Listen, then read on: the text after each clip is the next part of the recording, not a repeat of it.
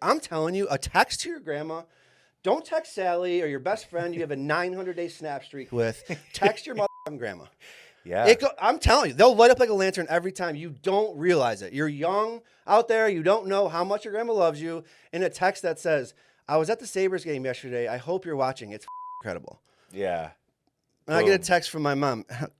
Such a nice text to your grandmother. You'll get that too. Your parents will like you more. What does it mean to plant your flag? It means you're not afraid. It means you're passionate about what you do. It means you're here to serve others. In business, in life. In good and bad. You aren't afraid to fly your colors proudly because you know you serve a greater purpose. This is the Plant Your Flag podcast with Mike Bean and Jeremy Mountain. Hello, welcome back. It's the Plant Your Flag podcast with Bean Media, and we are sitting here with a longtime friend of the pod, friend of mine, and also former Olive Garden employee. What up? This is Bill Neu, everyone. Bill Neu. Founder, president? I don't really like the word founder or president or owner. It feels like you're coming in a little hot. You know what I mean? So I just say operator. Operator of Gramma's house, also everything property management, also everything real estate. And we will start off a little bit in that area because Gramma's house is today, but it all started with the everything journey. Correct.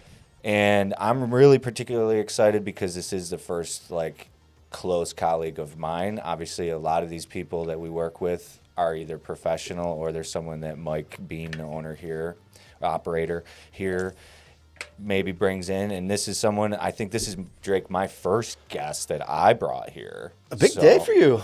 Big day. Big Look day. at what Olive Garden does. Yeah, brings people together. Yeah. What is that for slogan life or whatever? Authentic Italian Cuisine. dining experience cuisine.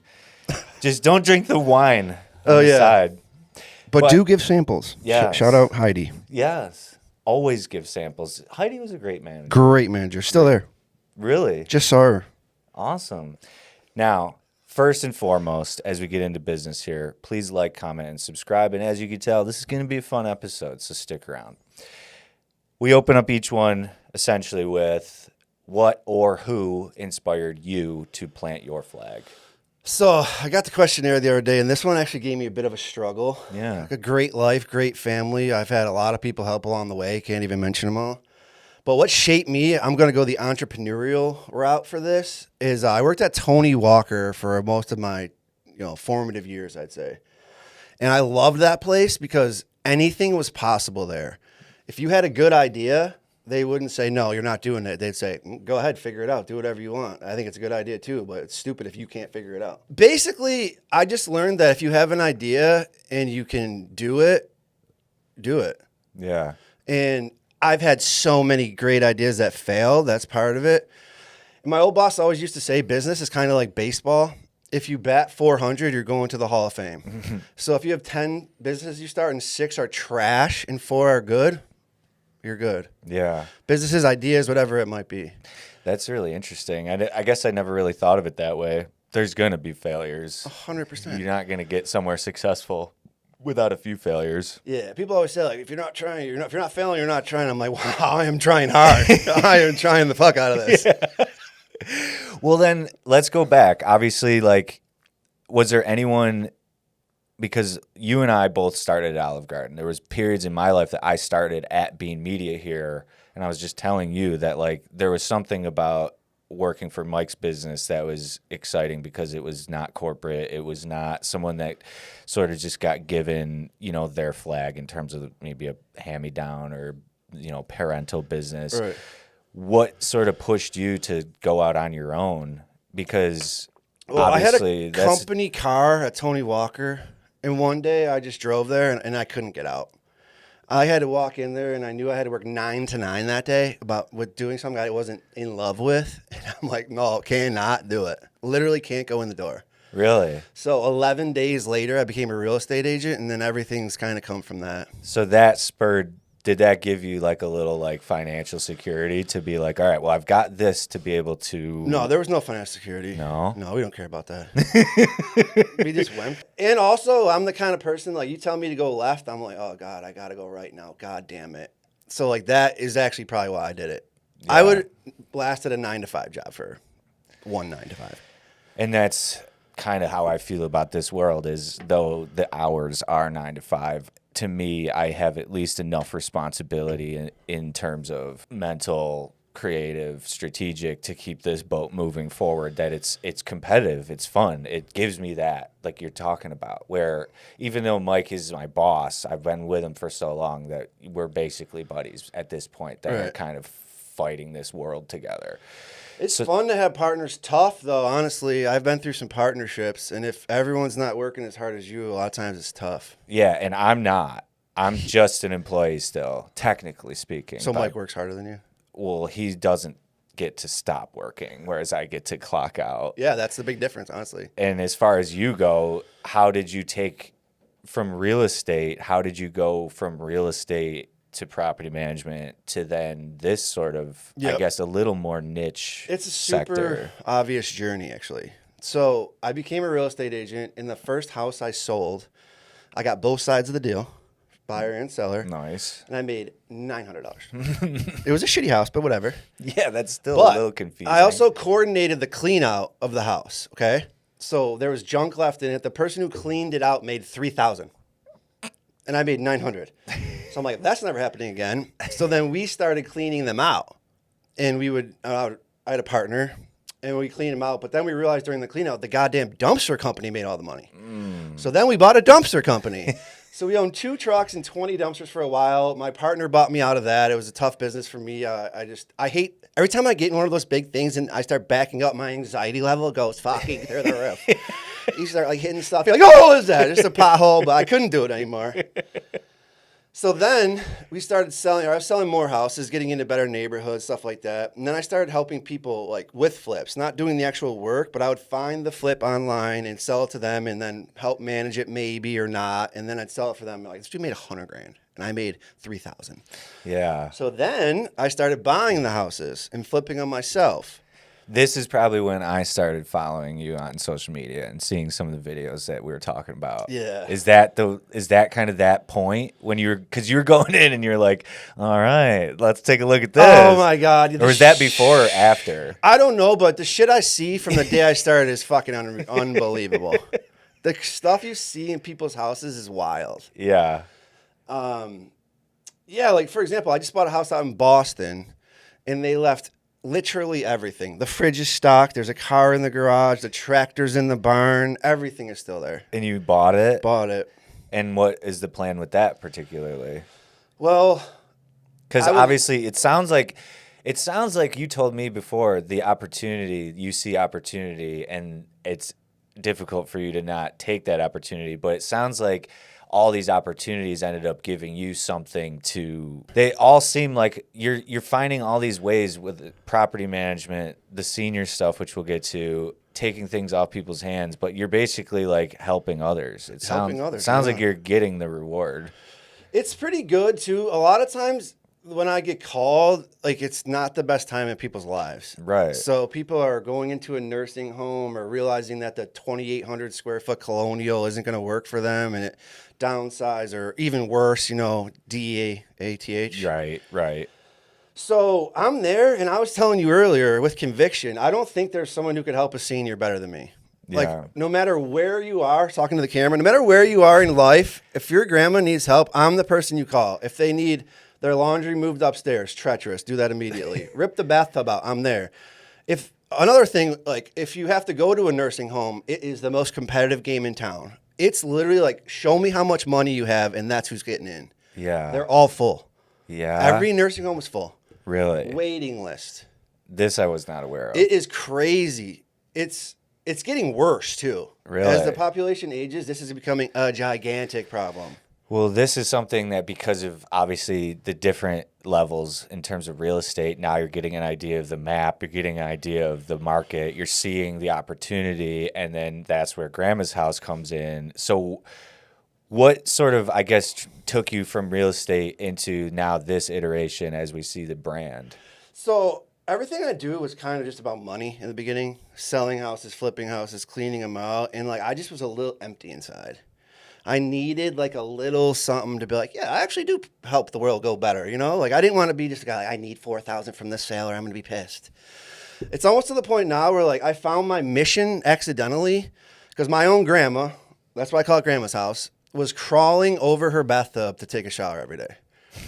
And I'm a big family guy. We were talking earlier, 51st cousins. My grandma was the OG of all OGs. Fucking rainy soccer game, hated soccer, came every one. Every basketball game, football game for all 11 of her grandkids. She didn't miss a goddamn thing. Musical, I mean, everything horrible, she did it. And never complained, smiled every second. So that's the preface for grandma. Best grandma of all time, maybe. Sorry. But I'll tell you about my grandma after. Similar feelings, But though. getting into her goddamn house to help her, she didn't want me to do it. Yeah. I'm like, I don't care about the money. I'll pay for it. My mom will pay for it. Like, nobody cares about the money. We want you to fucking walk into the shower. Yeah. Feel good. Feel good. Not worry about, like, oh, God, imagine if you had to wake up in the morning, you're like, I got to shower, but fuck, I got to climb over the tub. It's the same feeling I get backing up that dumpster trail. You know what I mean? Right. And in your own safety, like, nest, basically. I mean, that she's probably 90 you've been years- there for decades. They built the house. Yeah. My grandpa passed a while ago, never met him, but she's been a Lone Ranger for a while. But yes, I had to trick my grandma into saying I'm starting a construction business, and then I shipped her to my mom's house for a week to live there. And when she was gone, we did her new bathroom. That was the first. That was the very first. I mean, I've done bathrooms before, yeah, but that this was the first grandma's house bathroom. Sparked a little something inside And your then little heart. This wasn't really grandma's house yet. It was like an idea kind of thing. But then literally while I was doing that, my aunt called me and said, Uncle Don is climbing over the bathtub. Like, I shit you not, there's someone you know right now climbing over their bathtub to get into their shower. And by climbing without getting out of your seat, describe the Dude, climbing I was process. thinking this might happen. I was like, he's going to ask me to describe it. Yeah, and I know you I will. almost brought a bathtub. There's one in the back of my truck. Is there? No, My but bed like has one. when you say crawling, to paint the picture for the viewer, like you're saying, like, are we going Okay, so over the one bathtub- arm first, and then kind of like how are they? I'd never seen it in real life. Yeah, but but- in my mind, like how I would do it is kind of like a dog pees. You know, they lift Right. that one leg You gotta up, so go the up, one leg over. goes up, and then they get that knee down into the one and then shift over. That just feels like so. Thinking about being at that stage of life, it feels like I'm already dead. I can't even get in the It's just bathtub. dehumanizing. Yeah, it would kill your mental health. 100%. And also underrated about all this stuff. Like when I first started Grandma's house, I thought it was a construction company. It is not. It's a fucking movement. After I leave, fix the bathroom, the laundry, these people are still fucked. Like nobody come and visits them. They can't drive. If you know someone who can't drive, go over. Old school. Don't call. Don't text. Knock on the door and say what's up.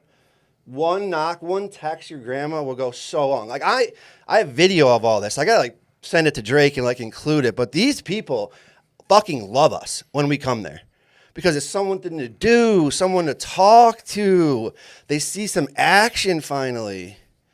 That's interesting because I could see you being literally the perfect creature to walk in for some entertainment value. Yeah. I get made fun of a lot, but that kind of goes with the territory. You're a good sport about that Great stuff. sport. Love it. Yeah. And to think about like these people that don't get to do that often and then that you walk in with this like transparent nature, it's like, oh, this is free reign. Yeah, yeah. You're basically like a cartoon character with purpose walking in. Yeah, Like, oh, you need me to fix something and make you laugh?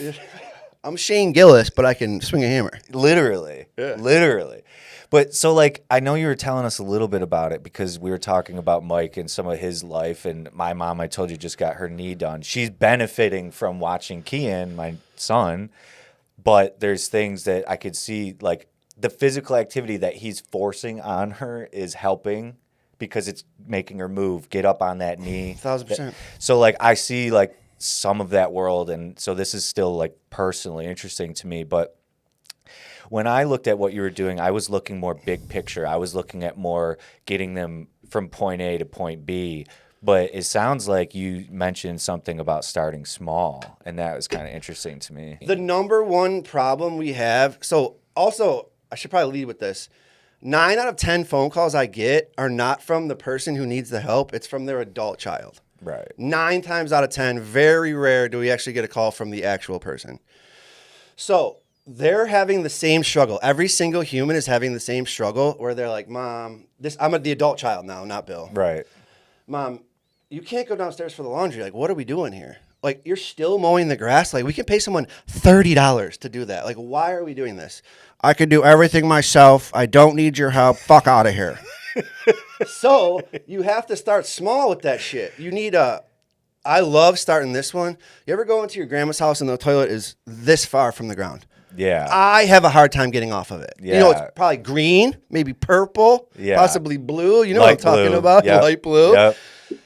Yeah, and so they make a toilet that's much, much taller. Right. And that thing gets people off so much easier. And they notice it. Yeah. So when grandma or grandpa, I do help grandpas. I just want to clear that up. And yes, doesn't matter what gender of grandparent. No. Any gender. It just meets my flag planting story. But yeah, back to starting small. Do one thing that you know will help them. Okay? So I say the toilet, and if there's like an entryway, like from an enclosed garage up, put a handrail there. We're talking a couple minutes of work, and you can honestly do it yourself for the most part. It's all about just having the sack to do it. It's not that much skill, honestly. We actually started a grandma's house DIY, grandmas.shop. So I do videos of how you can do real simple things inside your house. And I did it so, like, I'm picturing, like, a 55-year-old woman in my head. Mm-hmm. And, like, can they do this? This isn't TikTok speed. No. This is, like, fucking screw it. Super easy stuff. Yeah. And it has an impact. Right. And then grandma's like, yeah, you know what? Like, that toilet did fucking help me a lot. Yeah. She doesn't say fuck, but you know what I mean. Yeah. And then the next thing you know, she's like, Bonnie, I've been climbing over the tub. I didn't want to tell you, but I've been doing it. So there is like a wall that comes down with like they have to see it first. It's almost. like an acceptance thing, I think. Yeah. It's like if I'm looking at you, I'm like, you can't throw the football anymore. And you're like, I fucking got it, bro. But then I'm like, here's the football. Then I tear my labrum. Right. I'm trying to whip it like it's 06. And then I see a sling the next day, and you're like, okay, well, whatever. Guess what, Bill? Yeah. I can't throw it anymore. But also, a thing like it was like underrated about my service is like I get to be the middleman, like the motherfucker. Yeah. Like Bill said, you're gonna fall, not like the kid. So Right. it takes some of the There's some responsibility. unbiased. There's someone that's unbiased. It moves the hate away from your family, which is great. Because this is like completely off topic, but we're podcasting, so I'm going for it. Fuck yeah. Is I help a lot of people. I do favors for a lot of people. And somehow I end up on shit list because one of the favors doesn't go perfectly. Right. Meanwhile, Johnny over here didn't do a fucking thing and they love him. That's just how it goes, and you got to be accepting that, but it works the same way. Yeah. Like, if you tell your dad you're fucked, you can't live here anymore, he'll fucking kill you. Yeah, it's not gonna work. No, but if I'm like, oh, I think you would benefit from a little bit taller toilet, and we'll go from there, he'd be like, Bill's a reasonable guy. You know that Bill That guy. smart motherfucker. He played football, you know. Great hands. Yeah. Soft hands. Oh. Very soft. Dry nowadays, but still soft. I'll guarantee you could still catch a football. So, now that you are a business owner, because you are multiple businesses, what do you think is the most fulfilling part about owning a business specifically?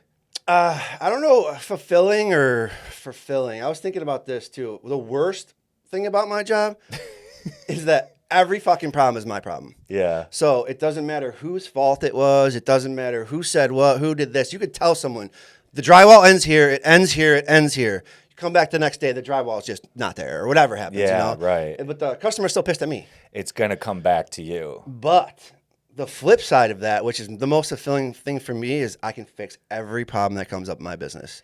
Yeah. If there's a it's like, problem, oh, really? I learned that a long time ago. People get pissed about problems. I kind of like them because when you go the extra mile and make a problem right for someone, they're like, wow, nobody else would have done that for me. I feel that. A perfect example of this is we were doing something in this lady's house. We had a subcontractor, and she just brought the sickest fridge you've ever seen. The ones you can see through. I think you can FaceTime off it, like one of those motherfuckers. You can gamble on it. Yeah. He brings in a ladder and just fucking obliterates the drawer. Like, the biggest dent you've ever seen. It's almost like someone was trying to make it horrendous. Like he was mad. Yeah, like he's like, my fridge is white. He doesn't even have water.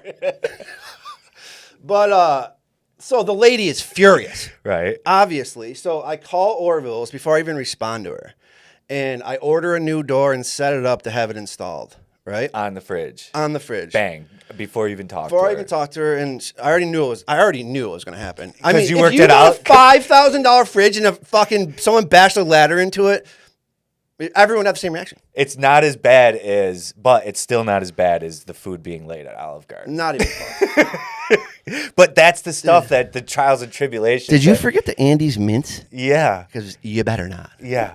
Let's just make sure we're getting our upsells. But seriously, there is shit you learn at that era that like, it was eye rolling then, but now it's like, oh, adults are still children, no matter how old they get. Oh, yeah. Like I thought we were gonna hit a point in life where it's like, oh, I'm an adult now. I'm with the adults, but in reality, no, they're all just still the same type of creatures. We just get older. And everyone wants to feel special.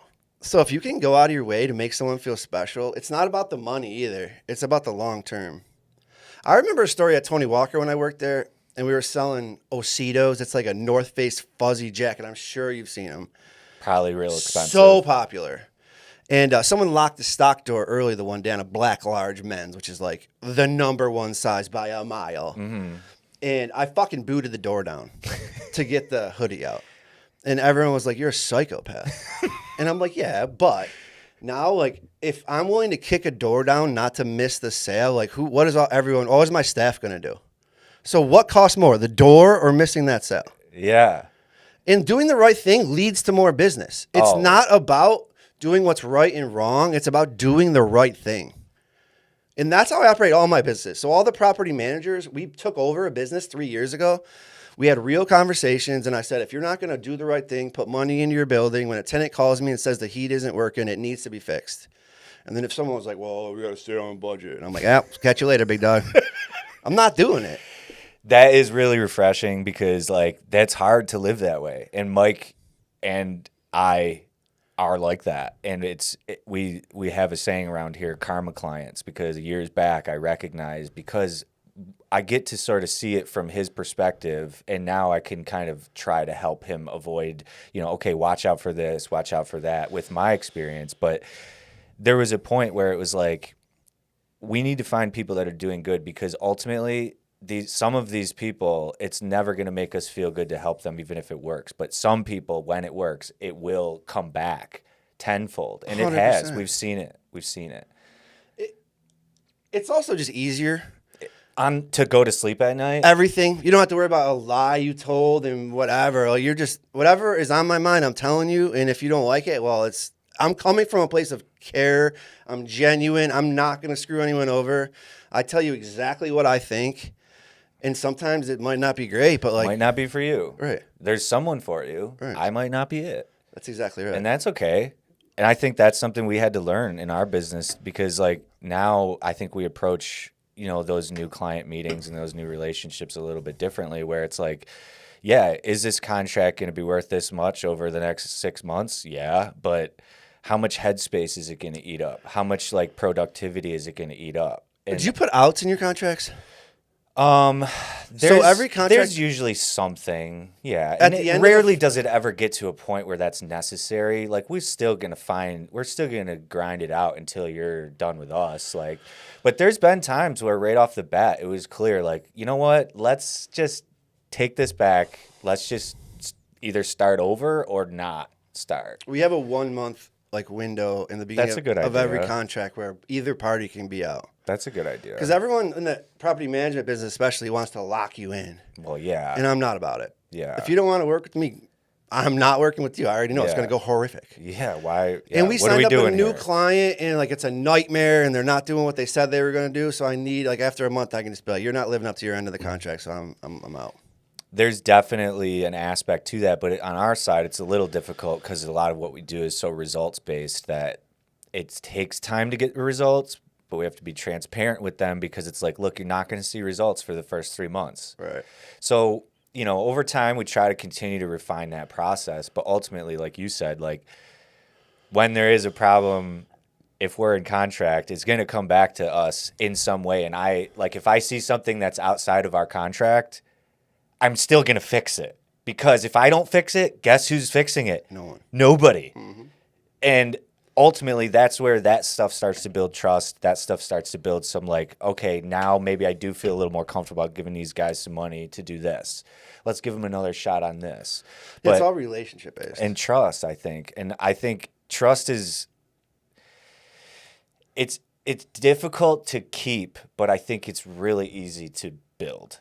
Like it's hard to retain over time because it gets tested and Things happen. money gets hard. And when times get tough, like that's why I love so many of our clients I was telling you about that have been around. Like because I just know like, okay, at least if something goes wrong, I'm not going to need to resell them because they at least believe in us to fix this. Right. And that's trust to me. Yeah, I agree with that statement. There'll be like, for example, like something happens at a rental property and I'll call the person and be like, well, I would do X, Y, and Z. And they're like, yep, we're doing X, Y, and Z because they know they can trust me. Exactly. And if I say X, Y, and Z, they're like, no, I'm not doing any of that. We're like, oh, boy. And then it's like, well, this is what we think you should do. Maybe we do a little bit of this. Start, like you said, start here. I think that's a really good way of looking at it. What advice would you have for someone out there that might be working at an Olive Garden, working slinging tables, doing something, maybe they just started a 9-to-5 and they're looking at their computer screen like, what the fuck am I doing? What would you tell them? I tell everyone just to figure out what is, honestly, like you need to just wake up and not want to fucking go back to bed. Figure out what makes you wake up and not be like, damn it. Because I had an aha moment when my wife was like, you are the worst at waking up ever. But when you're golfing in the morning, you're fucking up.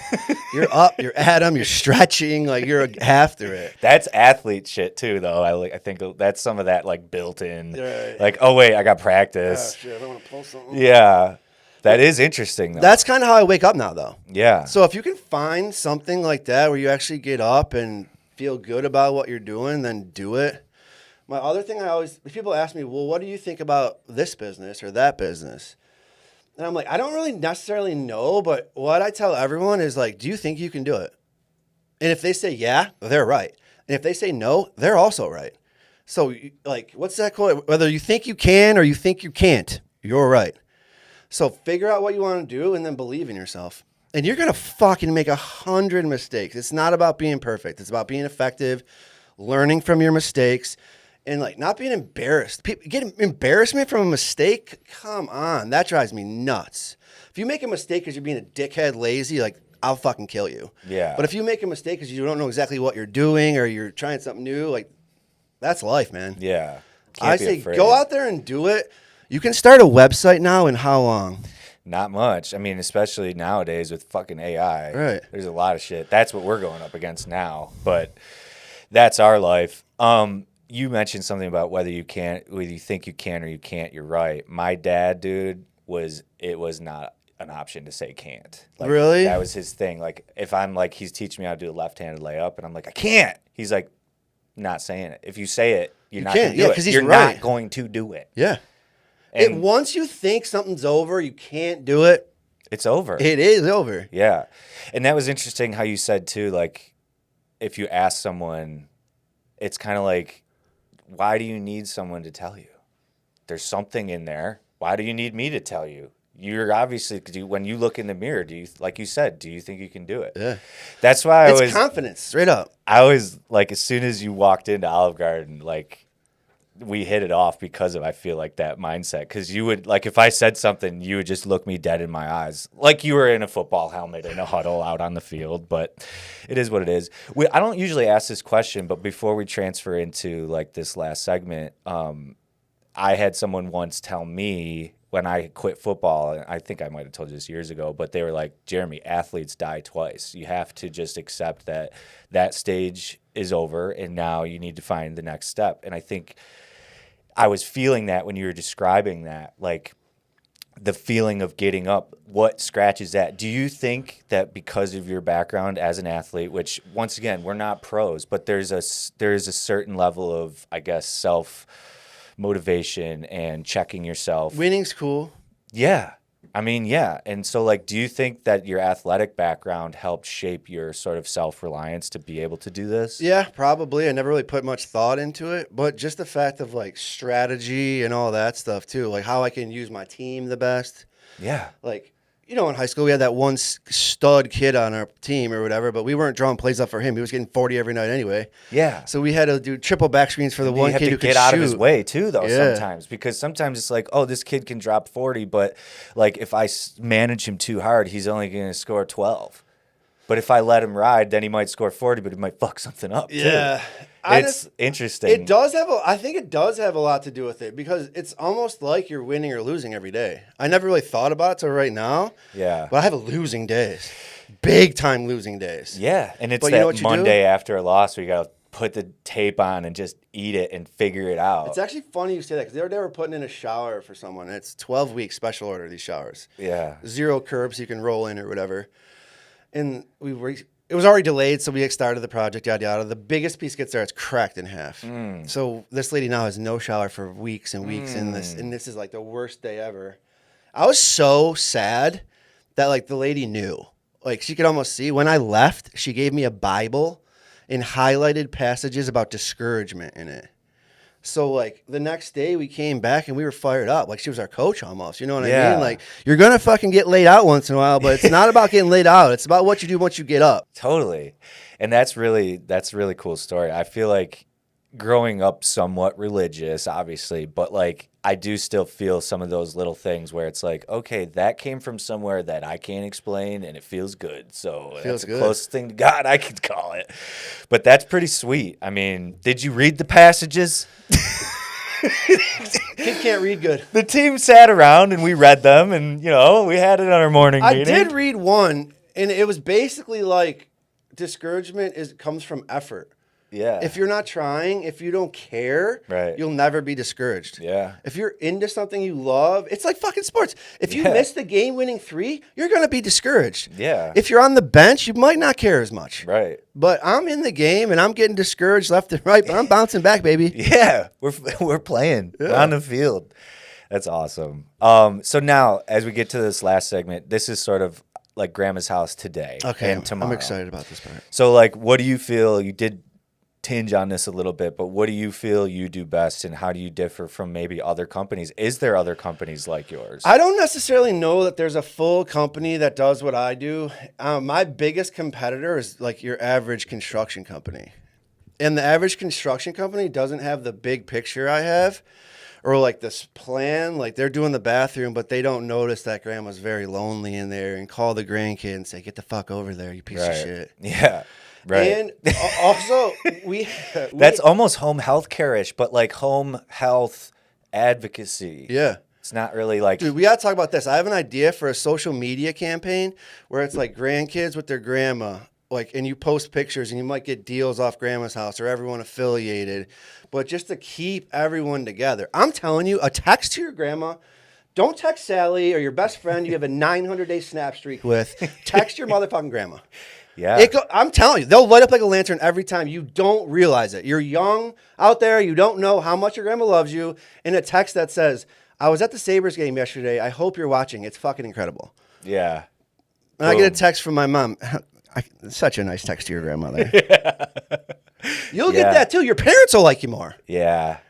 I was glad that I was able to. My grandma just passed last summer, but I was able to get Kian, our son, in her arms, and I have some video, and she's literally like dying. She's slowly dying in a hospital bed at home, peaceful. It was peaceful, but she's literally playing peekaboo with him. She's still peekaboo. If you think Peekaboo. a text And message means something, and now I have that. Like at least I have that. It was the only time he got to see her, but like now I have that memory. And I think that's where the digital stuff, at least now. And that memory means way more to her than you. It means everything to you, and it means 20 times more to her. Because, yeah, she went on to the other side, and if she didn't, you know how bad I would have felt if she didn't get to meet my grandson? Because I was obviously one of her favorites. Yeah, and like we were really worried about him, like getting someone to love him and shit.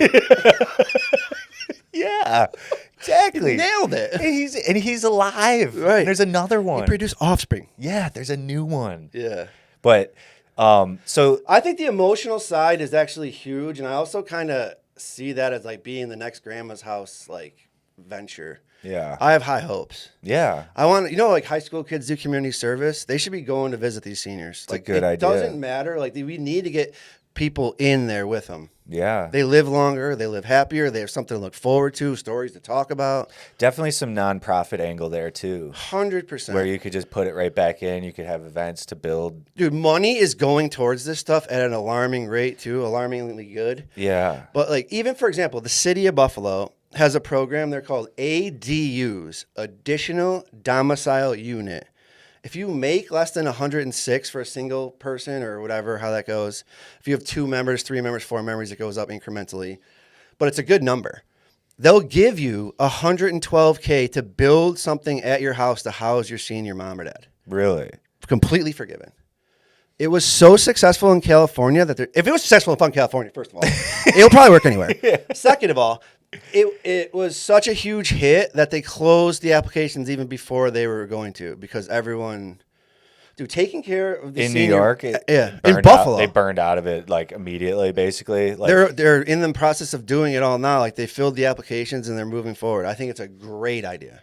That is cool. And stuff like that, insurance companies are starting now to pay for in-home renovations because they realize that the average fall costs you like $250K if you're the insurance company. If you spend 30 G's on a bathroom and it prevents a fall for 2 years, how much money did they save? Right. So as everything, follow the money, and it's coming because nursing homes are full, retirement homes are full, everything's full, and the population's just growing. Mm-hmm. So we're in a huge area of like, I think I could do it. I was advertising on Zillow. No, fuck, wrong business.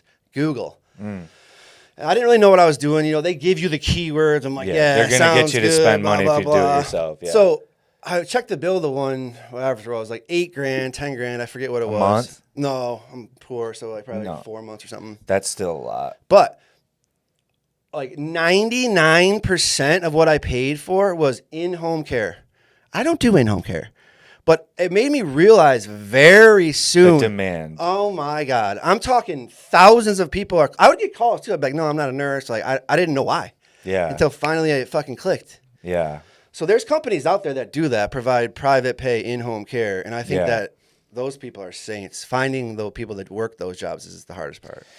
That's the problem is like, and we worked a couple years ago with a company that was acquiring senior centers and they were looking for them, but they were looking for owners who were kind of looking to get out in home health care companies. And there was like a big squeeze because like New York City or New York State was like basically capping the wages. So like these owners, like they can't even make money because they were giving higher rates finally to the people that actually do these jobs. They're saying like, okay, we're raising the wages, but then the owners are like, okay, now I'm not going to make as much, so I'm just going to sell it. And it's weird that like daycares, elderly care places, like shouldn't those be the places where people, that is a good job to make money so that we could take care of the most important societal creatures? You would think, well, I mean, if you ever walk into a nursing home, the staff there is horrendous. It's sad. It's so bad. I've done some food delivery and like, you're like, oh my God, I don't want my mom to go here. No. I'd rather go over there and help wipe her ass than have her come here. 100%. Which is weird, but it's not she weird. wiped ours. You love her. Yeah. Exactly. And do you think, like, when it comes to that side of things, do you get pushback? Like, this guy's just moving, like, I mean, I know you well enough to know that you'd get over that hurdle, but is there pushback in the beginning from the elder that's like, this is just a movement to get me to sell my house, like that kind of shit? No. To get me out? No? No.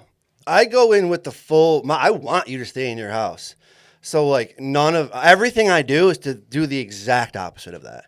Like, for example, we help people who have 2-story houses out, put their bedroom, laundry, and a brand new bathroom on the first floor so they can never walk down or don't have to walk upstairs ever again. Yeah. For me, it's these people don't want to leave their house until they literally have no choice. Yeah. So whatever I can do to make that possible, and the kids don't want them to leave. The kids don't want their mom to go to a nursing home. It all makes sense. And financially too. Oh, if you spend $100,000 on your house, it'll pay back 9-10 times if you live for 2 years.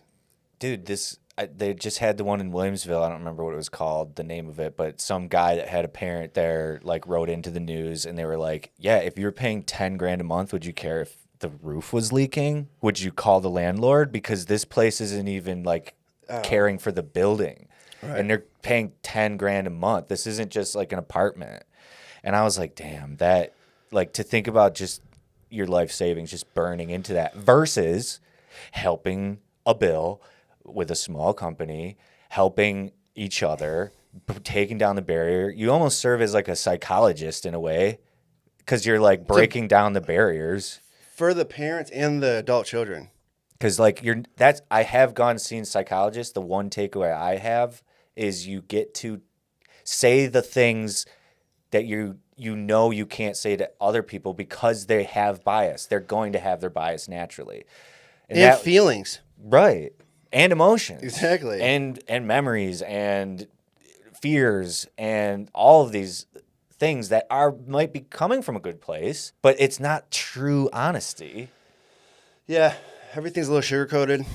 And you come in and just show them the truth, really. Sounds like. Yeah, I try to. Like, here's the fucking Well, we truth. also have an assessment, too. So, like, getting it on paper and having, like, documented proof is kind of important in my mind. That's an interesting because step. there's tough to fight the facts. Right. And it's not like what I said. I'm like, listen, lady, like, this shower is bad.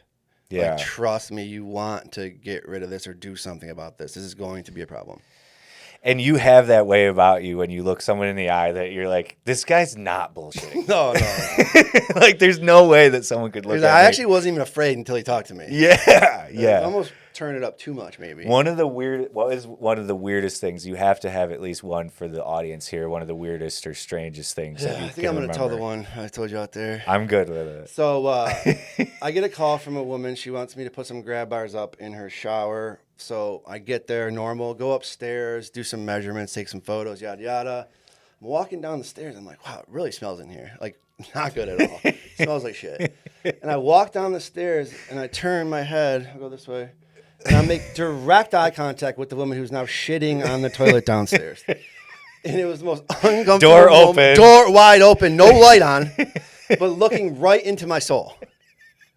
And I'm like, I'll just wait outside for a minute. So I gave her like 10. Yeah. And then I just came back in, and she's like, I'm not feeling well. I'm like, all right, I'll catch you later. Have a I great didn't day, get ma'am. that job, honestly, but I think she might have been embarrassed. Just a day in the life of Grandma's house.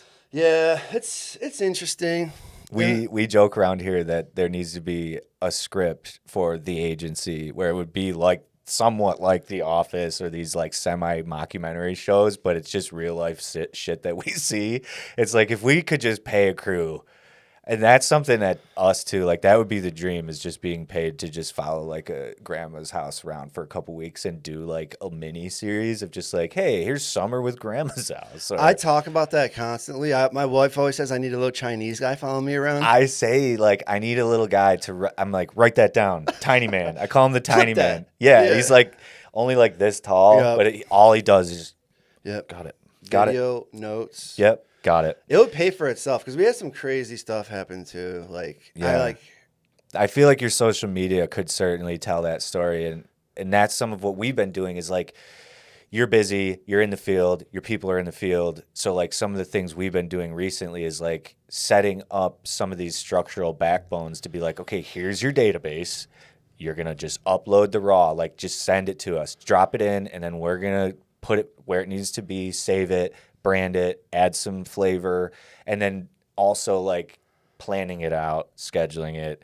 So like that's become a huge thing. And 5 years ago, 8 years ago, we didn't touch social media. Right. But now it's like you have to be doing it. You have no choice. Yeah. I feel like I actually be a perfect candidate for that. I have hours and hours and hours and hours of footers I did nothing with. That's what happens. And it's sad because you want to help you close the loop on your own creativity, but you don't have the time. And that's what's like really been a big thing for us like this year. Yeah, I spend 2 hours editing a 3-minute video, and I'm like, cool, I think that's worth it. And we want, like, that's what, like, we have like 2 contracts up right now that we're about to start. That is that where we're thinking about, we can spend a 15-minute phone call going over like, hey, you did this last time, do it this way next time. Just the little tweaks here. Hey, here's a good microphone to buy, to where we're not charging you for every nickel and dime, but then like we have an understandable contract that's like, here's what you're getting for it. Right. But we're also, like you said, supporting, providing backup, making you feel like you're not afraid to look into the fucking camera and say, hey, I'm here doing this today. that's become more important because the camera is in your hand now. Right. It's like we can't charge you to bring the camera, you have it. But how do we kind of help you use it? That's like our biggest. I would definitely benefit from a service like that, I think, because I think my content is pretty solid. Dude, that's why you're here, is because maybe 4 years ago, I'm sitting in my house just cracking up at Bill commenting on these like flips of like, yeah, we took this, and then there's that's dog shit over there, and we cleaned that up, and then you do the after though, and it's like, boom. Wow, that shows the work, but I just found it so unique the way that you were approaching it from just the Bill way. The Bill style. Yeah. On a tangent, though, I have an idea for us. Yeah. So I'm approved by NYSERDA, one of only like 7 people in West New York. If you make less than $106K, they'll give you money towards moving your laundry upstairs, which is epic. Yeah. And I think if we did a landing page or a Facebook ad on that, we'd get all kinds of clicks because almost everybody who's retired will meet the income threshold, which is 99% of the problem with all this government shit is everyone makes too much money. Mm-hmm. They can't meet the criteria. But this one has a nice high number. So, Yeah. like, documenting the process of that and showing how successful it would be, I think would benefit both of us. Yeah, you give a case study.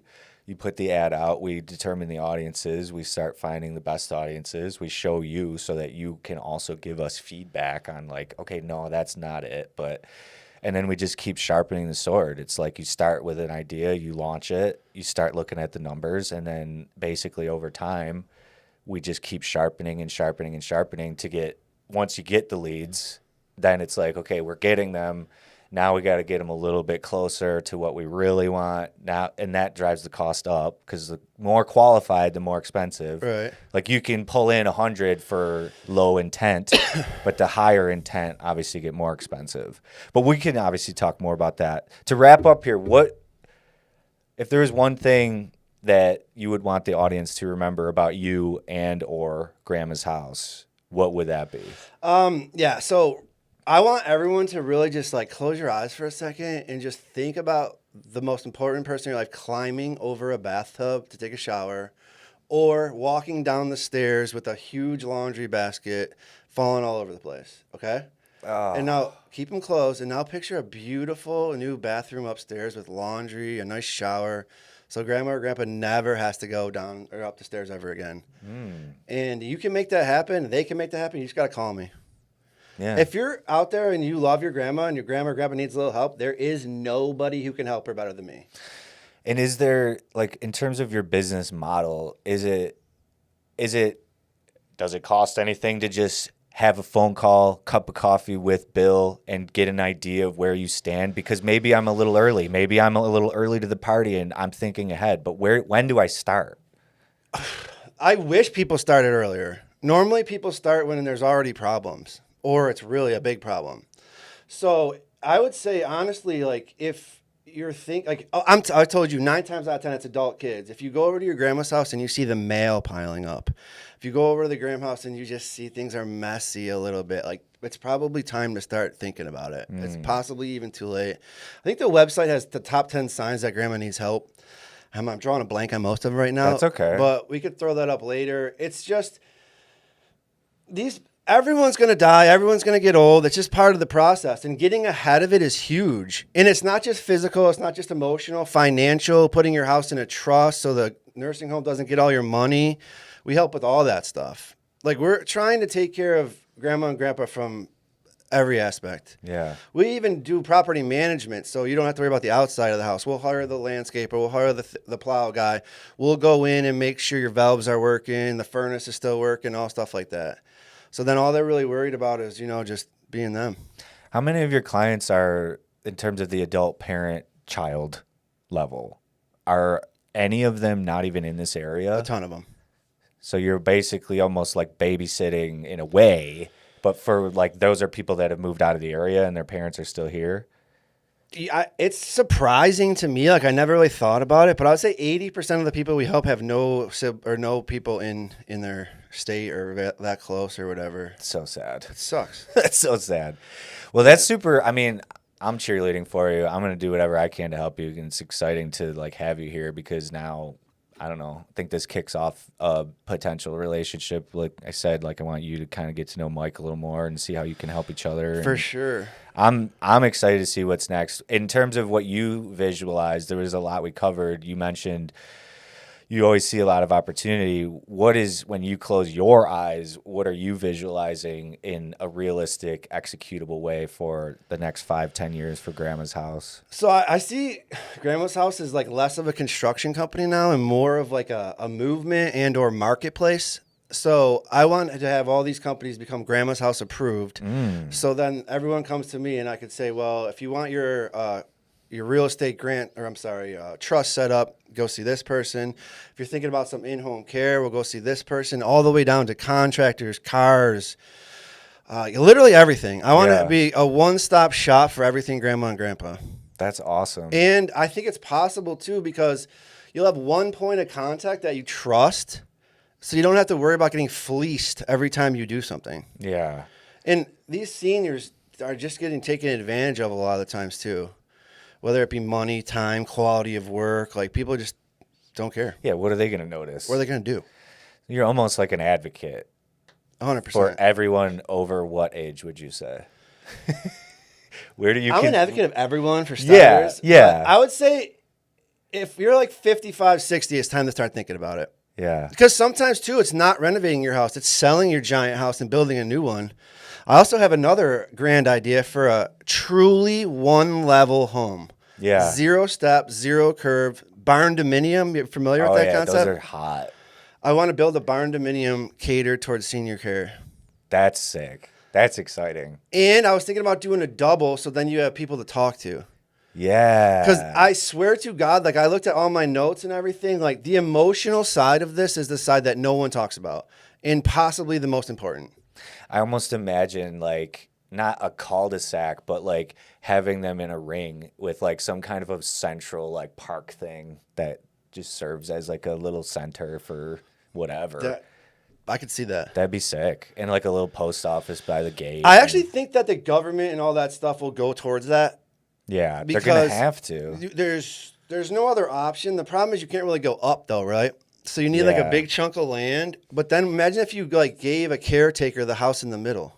Yeah, like someone that basically is the neighborhood watch type thing. Like the bill of the bill of the block. The bill of the block. But then whatever, you could pay their house, pay for their salary, and you're still making out so much money because to put those 20 people in a nursing home is $3 million a year. Yeah. There's a lot of stuff. If there's there. some creative people out there that are looking to do something cool and help me like get after all this, hit me up. Yeah. How do you reach you? What's the best way to reach you? My cell phone, I try to pick up my cell phone every time. It's off right now. But 716-949-0367. And the website, I get everything from there. I actually forgot to tell you, too. We do an assessment. So you were asking me about is it free to have lunch or whatever? A home assessment in your house, free of charge. It goes through everything, every concern, what I would do, what I would start with, the next thing to do. It helps a lot. And it gives people something to look at, think about that's concrete, not just your son in your ear. You're going to trip down these stairs. I know you're going to trip. I know you're going to trip. Yada, yada, yada. Again. Yeah. Yeah, so there's like, the assessment's really good. We took a long time crafting that thing, and we have like red flags. So if you have 2 red flags on your report, like it's like, you better do something. Mm-hmm. But a lot of it's just planning too, like clutter. You would be amazed how many houses I go into for these seniors, and it's game trails. All the way through the whole house, you can just do is like little game trails. Yeah. Shit everywhere. Yeah. And they're like, I wonder why I'm falling 9 times a day. Like, do you really? You haven't fucking figured it out? Yeah. It's a jungle. Yeah, but then they like physically can't clean it up themselves. Well, yeah, because what are they going to do? Right. And then, like, little nephew Johnny was supposed to come over last fucking spring, but then his soccer season started. Yeah. Yeah, he came over once, and he started playing video games. Did you see the back room? It's beautiful. Yeah. I get a lot of that. Yeah. Well, thanks, Bill. This is really cool. I'm really excited to keep kind of talking about how we could help each other, and you never know, but whatever. I'll still be cheerleading either way. Yeah, man. Honest, first podcast, I think it went pretty good. Definitely. Drake made me a little nervous with his facial expressions a few times, but No, he's just not used to someone with as much color and vibrance. He's a take. I think he's also like, holy shit, this is another Jeremy in the same room. Like, what is going on? too here? much energy. Yeah, there's a lot. To the listeners out there, thank you as always for listening. Yes, we sir. will have some clips out. Yeah. A couple weeks, probably in the next couple weeks, but I'm excited, honestly. I think it went well. Very Hope well. my business comes across, definitely.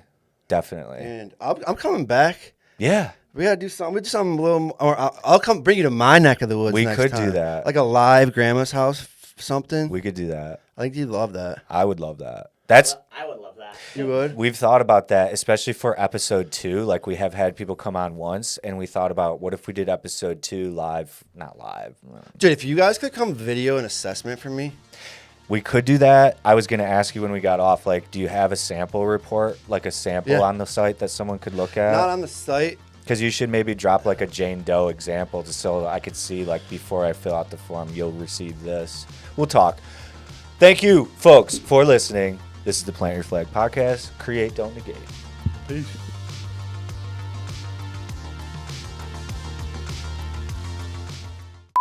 I'm trying to like stay like a little professional. Nah, I don't think we need that. Can we talk to you? You can if you want, but don't I'm gonna let- do whatever I want. He doesn't have a microphone. Drake has provided a lot of value, a lot of positivity, a lot of structure. He does a lot of shit that you don't even ask him to do, which is nice. Oh, Like, he'll just do something and you're like, wait, you did this and nobody told you to do this? that's my dream. Yeah. So That's how you know if someone's good. he'll give us a 5, 4, 3, 2, 1, and then we'll get Really, right all the way into from it. 5, huh? Yeah, Seems excessive. 10.